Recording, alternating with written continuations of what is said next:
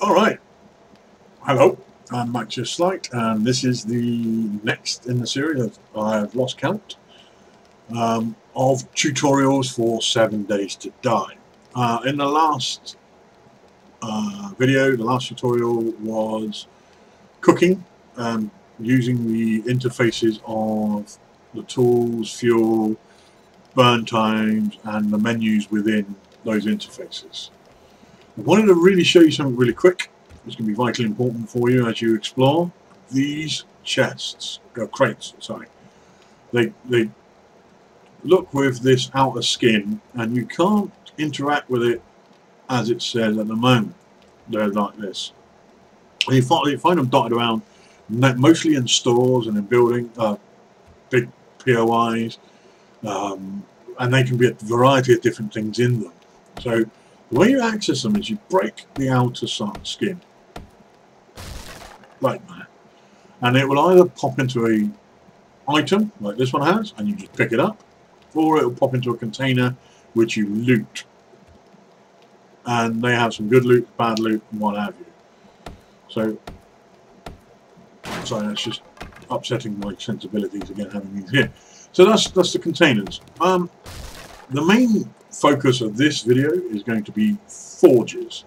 We've covered the cooking. Forges are a different animal in of themselves, and this is the interface for a forge. Now it has very similar aspects to the campfire and the cooking. If you click on something, it tells you here what it needs. It tells you here the tools you need, however they are different. That's an anvil, that's a crucible, and that's a tap and die set, tool and die set. They call it a tap and die set. They have the fuel, turn it on and off, the fuel counter here. Here we have an input which you don't have in the campfire. Okay, there's none of that there. We have inputs, 2 slots for input here. And you put the stuff that you want melted into your furnace, sorry, forge, in these 2 slots here. Okay, this is the output, which is the same as the campfire. Your finished product will be shown here. This is the smelting inventory. Okay, this is highly important. If you are needing 5 clay and 25 iron, it's not having 25 iron in your inventory or clay in your inventory. Those items need to be smelted in the furnace, so already melted. Not here in the input, because as you can see I've got 28,000 units of clay, but actually I have 1,000 odd units melted there. So it's only the units that are melted here that you can use. So as an example, I want to show you, you need an anvil to make the next item. So let's make the anvil. It says I need 200 and I have 300. I need 20 clay and I have 1200 clay. Okay. Now let's craft that, because that's the first tool we need. Now you can see the melted. Let's try and craft another one. Anvil. Can't craft it because I need 200, so I only have 125. Yeah, I have 1,000 iron there, because this iron isn't melted yet. It's in here is the important part. Same with brass, lead, glass and stone. Okay, so now that's crafting. That's a 2-minute thing. Let me show you some other bits and pieces. Now there are different stages, different states if you like, of resource. You have glass, lead, brass and stone that you can put in here. Stone is used when it's melted for cement. Glass is self-explanatory. Now the different types, you got glass. Oh, there's one I've missed, I've forgotten. Let's find some sand. Okay, now to make glass you can either, let's remove that a minute and remove that. You can either put some sand in there, which now you can see one glass gives me 5, one sand gives me 5 glass, right? And you can make broken glass, or as I was speaking about earlier, for the water and the cooking and the recipes, because you will run out of empty jars eventually. When you start making some of the things that are 2 stages, you won't get empty glass jar back, so you will need to craft some. So there you go, you can do it like that. That was putting sand in. You can melt down glass jars themselves if you want to make the windows and things. Later on you might want to build windows, so you can melt glass jars themselves. Or you can put the broken glass, which if you have a full inventory and you pick up some glass jars, oh, well, you can scrap. I'm in the inventory, wrong inventory. You can scrap the glass jar and it becomes broken glass. Now you see, I've just had 4 more broken glass. And that can go in here. The most efficient way obviously is to put the base resource in, which is the sand, and put that in there. But sometimes for inventory's sake you've got to do it this way. The other one would be lead. I think I just heard a zombie outside, so I might have to deal with him in a minute. Lead goes in. It can go in its base form, which is lead like this. And that's melting. It can go in as items you can find, trophies. You can find fishing weights. Now you can, again with these, they take up inventory space. So if you're running out of space and you have 6 different lead items, for instance, or 3 or whatever, you can scrap these into lead in your inventory and then place them in the furnace like so. However, when you manually scrap an item, let's see, we'll do it this way. For the brass, we will scrap this one. It takes 45 seconds, so that's fine. And this is another one, exactly the same item. It gives me 60 brass by putting the item itself into the furnace. Okay? However, the scrapping item is only going to give me 45. So I lose 15 brass by scrapping and not using the item directly into the furnace as it is there. Now, sometimes your inventory fills up and you can't help that. Another one I want to show you is firstly we'll put the anvil away. Sorry, I got distracted for a second. Shiny things.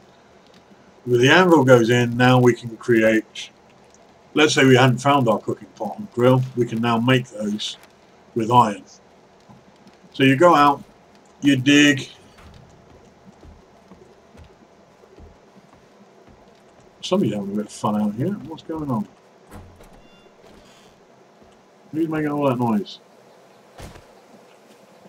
Hello? Excuse me. Oh, it's a screamer. That's not a good thing. That is the recon unit I was telling you about. And she needs to be dealt with because every time she screams, she summons zombies.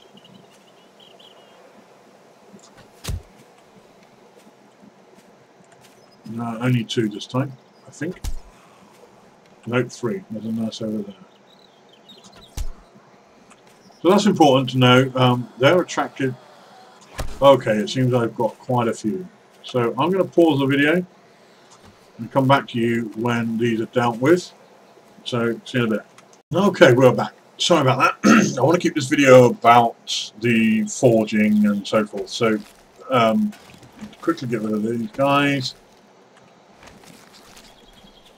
So yes, the forge, using the forge, having the forge on, having the campfire on, being in the same spot for a long time generates heat, a heat map, which isn't the temperature, which I spoke about it before, it's your influence on an area. And the more influence you have, the more chance you have of spawning one of those screamers. And when they scream and see you, they will spawn in other zombies. And that's what happens, one of the game mechanics. I'm wary of that mic, I do that there. Right, we're using the forge, so we need resources. This is how you do it. You go and find rocks like this on the surface, big ones. You hit them with an axe, pickaxe or whatever, and you see on the right hand side there, we have resources going into our inventory. And this will give you pretty much all the resources. Okay. Now, there is, of course, more. There are other ways to gather the resources, and that includes mining. So the parabola on this is playing silly buggers for a minute. That's better. Obviously, being an arrow, you need a parabolic arc in order to hit something because they drop quite quickly. So you need to aim higher than, at any range more than say 10-15 meters, you need to be aiming higher than you actually want to hit. And I messed up. So yes, we've gathered our resources. Sorry, I will stick to the point. We go to our forge, and we throw on the floor. And that's not what we wanted to do. We go to our forge, and we throw the items we've gathered in there, and they build up. Now in the forge, you can build many things. First off, iron arrowheads. Now we started off with stone arrows, and then we progress on to iron arrows like this. In order to make an iron arrow, you need an iron arrowhead, which replaces the stone. You need some wood, and you need a feather. Okay, so you would go and gather your iron, gather some clay, make a shit ton of arrows, because believe me, you're going to need them every time you fire. They do more damage. If we look at arrows, they do base try. Oh, what?